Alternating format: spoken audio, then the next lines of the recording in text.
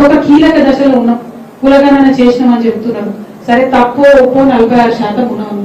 నువ్వు మాట ఏమి ఇచ్చినావు? 42% మేము రిజర్వేషన్ చేస్తా అన్నాం. మొన్న అసెంబ్లీ పిలిచింది.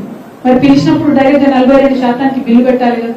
బిల్లు పెట్టకుండా మళ్ళా ఒక స్టేట్మెంట్ అన్నారు, ఓకే కులగణన ఇంతమంది ఉన్నారు అన్నాం. మరి కులాల వారీగా వివరాలు ఇవ్వడానికి ప్రభుత్వానికి ఎందుకు భయం అవుతున్నది? బీసీలు 46% ఉంటే అందులో పద్మశాలీలు ఎంతమంది ఉన్నారు, మున్నూరు కాపులు ఎంతమంది ఉన్నారు, ముదిరాజులు ఎంతమంది ఉన్నారు, లెక్కలు బయట పెట్టు కదా. అవి బయట పెట్టకుండా ఎందుకు మభ్య పెట్టేటటువంటి ప్రయత్నం ఈ ప్రభుత్వం చేస్తుందో మేము ఇవాళ డిమాండ్ చేస్తా ఉన్నాం. ఇవన్నీ ఇట్లా జరుగుతుంటే ఇక రాబోయే కాలంలో మనం బిల్లు పెడితే కూడా కోర్టులలో ఆపేటటువంటి పరిస్థితి ఉంటుంది. ఇప్పుడు కోర్టులో కూడా ఎటువంటి లీగల్ ఇబ్బందులు లేకుండా బీసీ బిల్లు పాస్ చేయాల్సినటువంటి బాధ్యత ప్రభుత్వానికి ఉంది. ఇటువంటి కీలక దశలో నేను ఏం చేస్తారు ప్రభుత్వం? పొన్నం ప్రభాకర్ గారి ఆధ్వర్యంలో బీసీ సంఘాల నాయకులందరూ కూడా పిలిచారు మీటింగ్. నేను అనుకున్నా అరే ప్రభుత్వం ఒక ముందడుగు వేసింది, బీసీ సంఘ నాయకులు పాపం 30 ఏళ్ల నుంచి కొట్లాడుతున్నారు. ఆర్ కృష్ణయ్య గారు లాంటి వారు, వక్లాభరణం కృష్ణమోహన్ గారు బీసీ కమిషన్ చైర్మన్ గా వేసింది. అటువంటి పెద్ద పెద్ద నాయకులందరినీ పిలిస్తే పోన్లే ప్రభుత్వం ఒక ముందడుగు వేసింది, బిల్లు మీద చర్చ చేస్తుందేమో అనుకున్నాం. ఏది లేదు, ముఖ్యమంత్రి గారికి కనీసం ఆ మీటింగ్ ఉన్నట్టు కూడా తెలిసినట్టు మాకు అనిపిస్తలేదు. యాక్చువల్ గా అయితే ఈ టైంలో బీసీ ప్రజలందరూ ఆందోళనలో ఉన్నారు, మా సంఖ్య తగ్గిందని భయపడుతున్నటువంటి సమయంలో ముఖ్యమంత్రి గారే డైరెక్ట్ గా మీటింగ్ పెట్టాలి. ఎందుకు సమయం లేదు ఆయనకు? ఇప్పటికి 31 సార్లు ఢిల్లీకి పోవచ్చింది ముఖ్యమంత్రి గారు. కానీ జనాభాలో సగం ఉన్నటువంటి బీసీల గురించి కనీసం మీటింగ్ పెట్టే తీరిక ఈ ముఖ్యమంత్రి గారికి లేకపోవడం నిజంగా శోచనీయం. ముఖ్యమంత్రి గారు నిన్న మీటింగ్ లో లేరు. పోనీ కనీసం ఈ లెక్క కులగణన చేసినటువంటి కేబినెట్ సబ్ కమిటీకి చైర్మన్ ఉత్తమ్ కుమార్ రెడ్డి గారు ఆయన మీటింగ్ లో లేరు. ఈ లెక్కలన్నింటినీ కులగణన చేసినటువంటి అధికారులు సందీప్ శాండిల్య గారు ఆయన మీటింగ్ లో లేరు. మరి బీసీ సంఘం నాయకులందరూ పిలిచి మీరు లెక్కలు చెప్పలేదు, మీ ప్రభుత్వం ఏం చేస్తుందో చెప్పలేదు, ముందడుగు ఎట్లేస్తాం, బిల్లు పెడతామా పెట్టతామా చెప్పలేరు. మరి ఎందుకోసం పిలిచినట్టు? నేనైతే అనుకుంటున్నా కేవలం ఈ బీసీ ఉద్యమం చేస్తున్నటువంటి ఇంత సీనియర్ నాయకుల్ని నిన్న పిలిచి కనీసం ముఖ్యమంత్రి గారు మాట్లాడకపోవడం అంటే వారిని అవమానించడం తప్ప ఇంకొకటి కాదు. ఇది చాలా దారుణం. ముఖ్యమంత్రి గారు తప్పకుండా తక్షణమే రివ్యూ పెట్టాలి, మొత్తం కులాల వారీగా సంఖ్య ఎంత ఉందో బయట పెట్టాలి, బిల్లు ఎప్పటి లోపల తీసుకొస్తారో చెప్పాలి, ఆ బిల్లుకు సంబంధించి ఈ వివిధ కుల సంఘ నాయకులతోని చర్చలు జరపాలి, అట్లానే లీగల్ ఎక్స్పర్ట్స్ తోని కూడా చర్చలు జరపాలని ఈ సందర్భంగా నేను డిమాండ్ చేస్తా ఉన్నాను. మరి మీరు చూస్తే కేసీఆర్ గారు ట్రాన్స్పరెంట్ గా ఉన్నట్టుగా లెక్కలు చెప్పినారు, రేవంత్ రెడ్డి గారు తప్పుడు లెక్కలు చెప్తున్నారు. ఇంకో పక్క ఇచ్చినటువంటి ఏ ఒక్క మాట కూడా ఫుల్ఫిల్ చేసేటటువంటి పరిస్థితి లేదు. కేసీఆర్ గారి పాలనకు రేవంత్ రెడ్డి గారి పాలనకు ఎంత తేడా ఉందంటే కేసీఆర్ గారి పాలన ఐఫోన్ లాగా ఉంటే రేవంత్ రెడ్డి గారి పాలన చైనా ఫోన్ లెక్క ఉన్నది. ఐఫోన్ కు చైనా ఫోన్ కి ఎంత తేడా ఉంటుందో కేసీఆర్ గారికి రేవంత్ రెడ్డి గారికి అంత తేడా ఉన్నది. అంటే సూపుకు బానే ఉంటది కానీ ఏం పనిచేయదు అన్నట్టు అటువంటి పరిస్థితి ఉన్నది.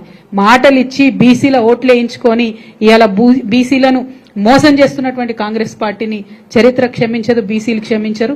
వారికి ఎవరు లేరు, వారి పక్షాన మాట్లాడారు అనుకుంటున్నారేమో. మేమందరం కూడా అండగా నిలబడి ఉన్నాం. ఖచ్చితంగా బీసీలకు మీరు ప్రామిస్ చేసినటువంటి 42% ఇచ్చే వరకు కూడా తగ్గేదే లేదు. ఖచ్చితంగా ఉద్యమాన్ని ముందుకు కొనసాగిస్తాం. మరో తెలంగాణ ఉద్యమంలాగా పోరాటం చేయడానికి బీసీ బిడ్డలందరూ కూడా సిద్ధంగా ఉండాలని చెప్పి ఈ సందర్భంగా పిలుపునిస్తా ఉన్నాం. బీఆర్ఎస్ పార్టీ కార్యకర్తలు మనకు నాయకులు అన్నది ఎప్పుడు కూడా లెక్కలో లేనటువంటి విషయం. తెలంగాణ ఉద్యమం జరిగినప్పుడు కూడా పెద్ద పెద్ద నాయకులు లేరు మనకు, అయినా కూడా మనం గుండె ధైర్యంతో కొట్లాడినాం. ఇవాళ ఇక్కడ జగిత్యాలలో కూడా సంకల్పంతో మంచి అద్భుతమైనటువంటి దేవాలయాన్ని కూడా నిర్మాణం చేసుకుంటాం. దేశవ్యాప్తంగా హనుమంతుడి భక్తులు ఎక్కడున్నా కూడా కొండగట్టుకు వచ్చేంత పెద్ద ఎత్తున ఈ క్షేత్రాన్ని అభివృద్ధి చేస్తామని కూడా ఈ సందర్భంగా తెలియజేస్తా ఉన్నాం.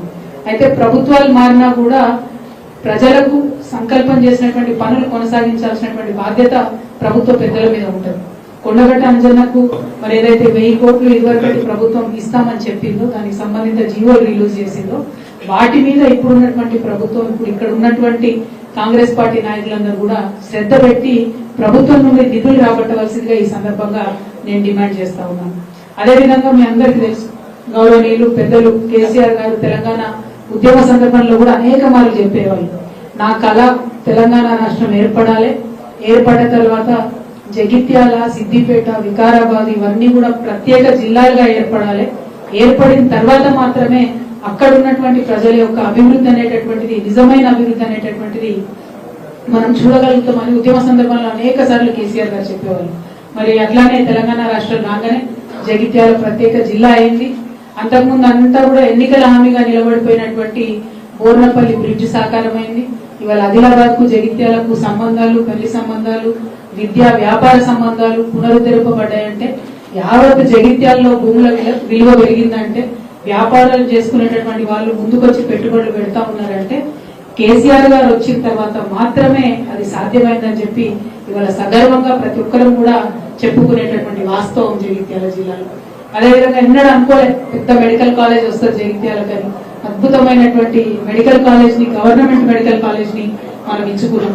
మనము హాస్పిటల్ అయితే ఏంది, ఇంకొకటి ఒకటని కాదు, అన్ని రంగాల్లో జగిత్యాల జిల్లాను నిలబెట్టినాం. అదే విధంగా నిలబెట్టడానికి కృషి కూడా తప్పకుండా చేస్తాం. సరే, రాజకీయాలకు సంబంధం లేకుండా మరి ఇప్పుడు జరుగుతున్నటువంటి ప్రజలు గెలిపించినటువంటి విషయాన్ని కూడా మర్చిపోయి ఇక్కడ బీఆర్ఎస్ పార్టీలో గెలిచినటువంటి ఎమ్మెల్యే గారు పార్టీని మోసం చేసి, కార్యకర్తలను మోసం చేసి, తల్లి పాలు తాగి రొమ్ము గుద్దినటువంటి చందంగా ఆయన పార్టీ మారి వెళ్ళిపోయినా కూడా మరి కార్యకర్తలందరూ కూడా నిబద్ధతతో కేవలం కేసీఆర్ గారి మీద ప్రేమతోని, గులాబీ జెండా ఉందనేటటువంటి గుండె ధైర్యంతోనే ఇవాళ బీఆర్ఎస్